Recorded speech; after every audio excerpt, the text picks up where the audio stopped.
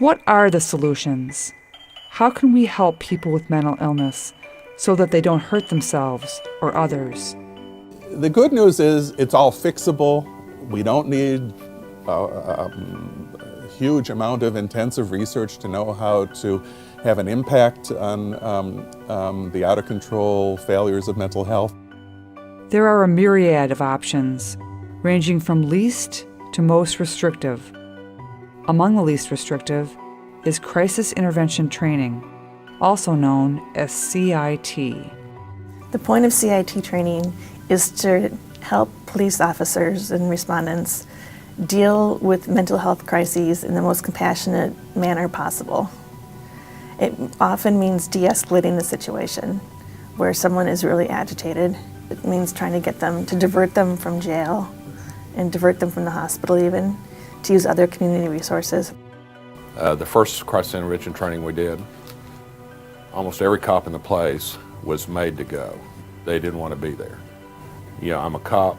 I'm not a social worker. I don't believe in hug-a-thug programs anyway. By the end of the week, they were all loving it. In fact, the police chief, here is the first police chief in a big city, is requiring the 40-hour training for all his cops. I believe Santa Fe's kept statistics, and they've had a reduction of SWAT team call-outs. So the more officers they have trained, the less SWAT they have to call out because they're de-escalating things and they're not making things worse. Some people point to the need to build strong patient-doctor relationships. What we need is more community-based care that is based on a recovery model and is based on a client-centered approach that encourages alliances between the individual and the treatment provider, so that when the individual starts feeling alienated from society and starts ruminating about things that he or she might do to others, the treatment professional has an idea of what's going on because this therapeutic alliance has been formed.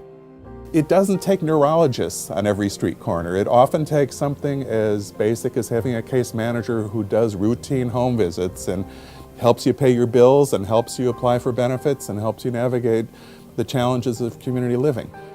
Another option is to forge an agreement with the person who has mental illness, where he authorizes care when his condition deteriorates. Laws permitting these agreements vary from state to state. These are known as Psychiatric Advance Directives, or Ulysses contracts. It's not really a contract, it really is an advance directive. Just like you might have a power of attorney for health care for your regular medical care, but this is specific to psychiatric illness. And so you might say, appoint someone as your power of attorney for your mental health care. Somebody can say, look, when I start heading down that road where it looks like I'm going to have a relapse, I want you to intervene early and get me stabilized on my meds, do what you have to do, whether it's an outpatient commitment or take me in to get me seen, before I reach this level of dangerousness or things like that. So it's an attempt to, really twofold, prevent the negative consequences, the horrible, horrible, devastating effects that mental illnesses have on people. And two, it really, going back to the notion of liberty, it's respecting the liberty of people with mental illnesses. In cases where the patients need more supervision, there is the choice of outpatient commitment. This is an understanding that the patient will be hospitalized if he or she does not comply with treatment. Virtually every study that's been done on outpatient commitment shows that it works. And the data, we got more studies coming, but the data is quite clear. The outpatient commitment has clearly shown a marked decrease in hospitalization. It has shown a decrease in homelessness. It's shown a decrease in violence. It's shown a marked decrease in jailings on it. Others point out that some patients are so sick, hospitalization is the only effective option. In those cases, they say, we need to build more beds to make sure that these people can be helped. When somebody is presenting themselves and saying, I believe I need inpatient treatment, and the reason they're not receiving it isn't because they're not eligible medically, they are. Frequently, they don't get in because we don't have enough inpatient resources, and the hospital's already full.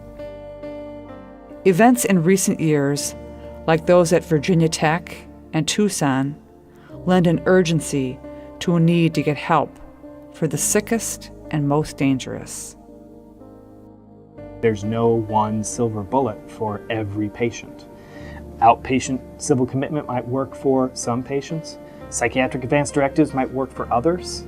And there are still some patients who require inpatient treatment. Some may have such severe psychosis that they might never be released. What really has to occur is sort of the political will to stand back, and whether you do it for human reasons because it's the moral thing to do, or whether you do it for fiscal reasons because it's a waste of money, the important thing is that we do it.